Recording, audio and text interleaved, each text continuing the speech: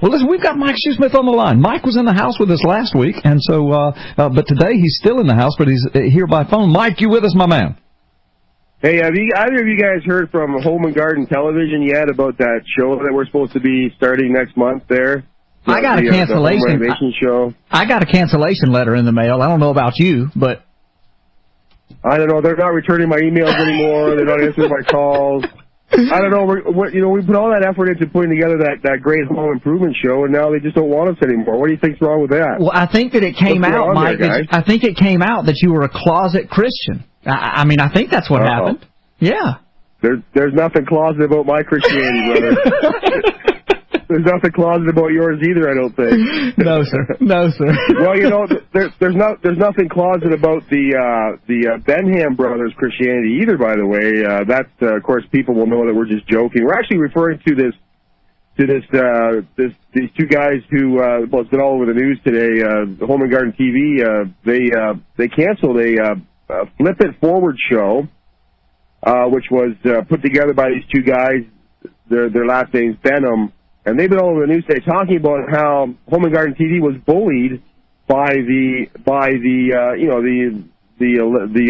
homosexual community in order to, there's a lot of talk about the Home and Garden TV being their base viewership is the gay community. By the way, apparently the gays, they like to watch Home and Garden TV, and it was so offensive to them that two Christians it wasn't a Christian show. They were teaching people how to flip a house. Right. I mean, Brandon, you know all about that, what that takes, and these guys are doing a great job. It was a great show. They've made a lot of money personally in their lives doing it, so they put together this show to teach people how to do it themselves, how to do it properly. Yeah. And that's what the show was about. They weren't proselytizing anybody, and yet the word got out that they were against homosexual marriage, same-sex marriage, and their show was canceled.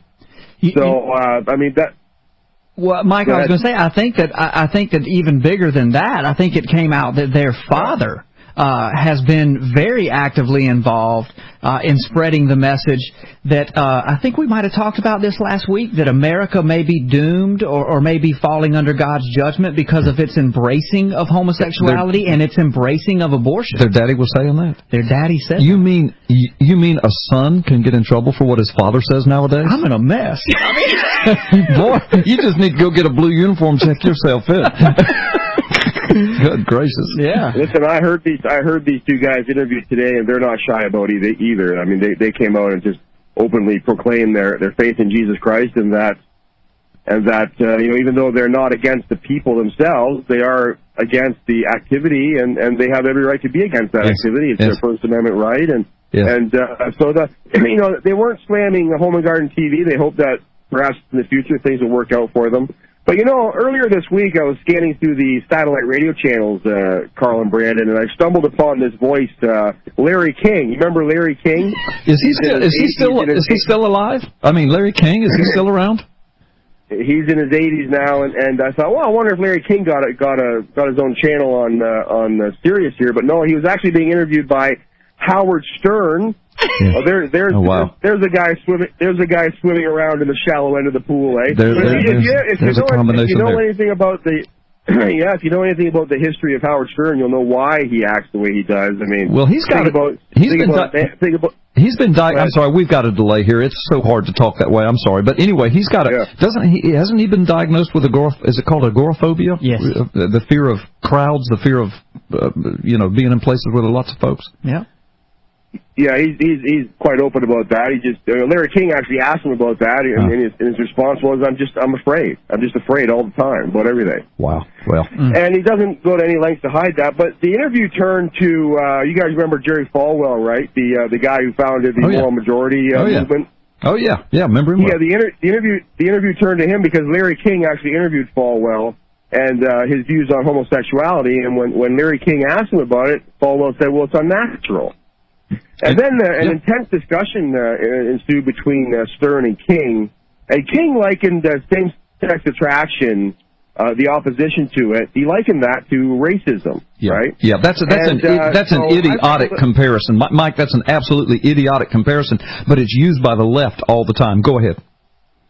Well, it is, and I think that the minority communities out there, the blacks, Hispanics, whomever, should be outraged at this. Yeah. Because most of them are. If you take a deep look at this and you go, okay, they're saying that blacks can't choose their racial identity, right? It's an ethnic issue. It's their heritage. Your heritage is what you're born with. And they're born with their skin color. We all are, right? Mm-hmm. And if you look and all you have to do is look at your arm, and you know what your skin color is, what your ethnic origin is. I'm a white man. If you want to know whether you're a white man or a black man, just lift up your arm, lift up your shirt, and take a look at your skin. Look at yourself. Look at your hand. Yeah. Look at your hand. That's difficult when you look at some of the pictures of Barack Obama to tell who's what color and what, but we won't go there today.